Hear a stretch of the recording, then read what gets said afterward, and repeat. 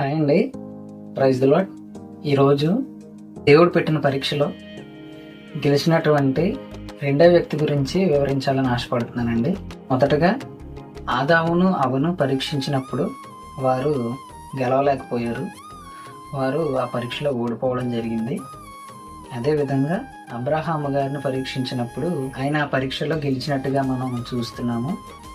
అతి కఠినమైన పరీక్ష తన సొంత కుమారుణ్ణి బలి అర్పణగా చేయమని ఆయన అడిగినప్పుడు తన కుమారుణ్ణి బలి అర్పణంగా ఇవ్వడానికి వెనుతీయలేదు కాబట్టి ఆయన కూడా రెండవ పరీక్షలో విజయం సాధించారు.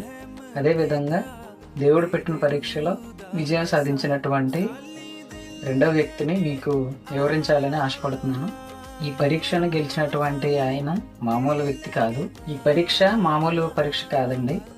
తండ్రి అయిన దేవుడి చిత్తం చొప్పున జరిగించడానికి మానవుని రూపంలో వచ్చి మానవుని రూపంలో పెరిగి పాపం లేకుండా జీవించి సిలువలో తన ప్రాణాన్ని అర్పించి సర్వ మానవాళి యొక్క పాపములకు ప్రాయశ్చిత్తం చేసినటువంటి గొప్ప గెలుపు, గొప్ప పరీక్షకు గొప్ప విజయం పొందినటువంటి గొప్ప వ్యక్తి యేసుప్రభు వారండి.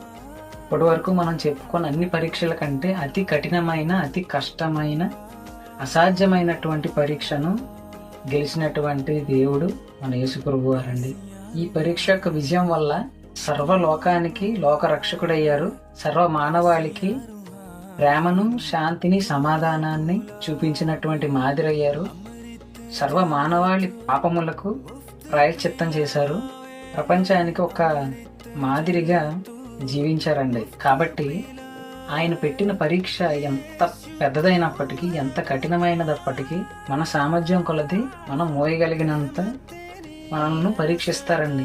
ఆ పరీక్షలో నీవు గెలవాలని ఆయన ఆశపడుతున్నారు. నీవు ఆశీర్వదింపబడాలని, నీవు ఆనందింపబడాలని, నీ జీవితం శాంతి సమాధానాలతో సుఖంగా ఉండాలని ఆయన కోరుకుంటున్నారండి. అట్టి భాగ్యం మనకి కలుగులాగున ఈ కొద్ది మాటలు దేవుడు దీవించును గాక. ఆమేన్.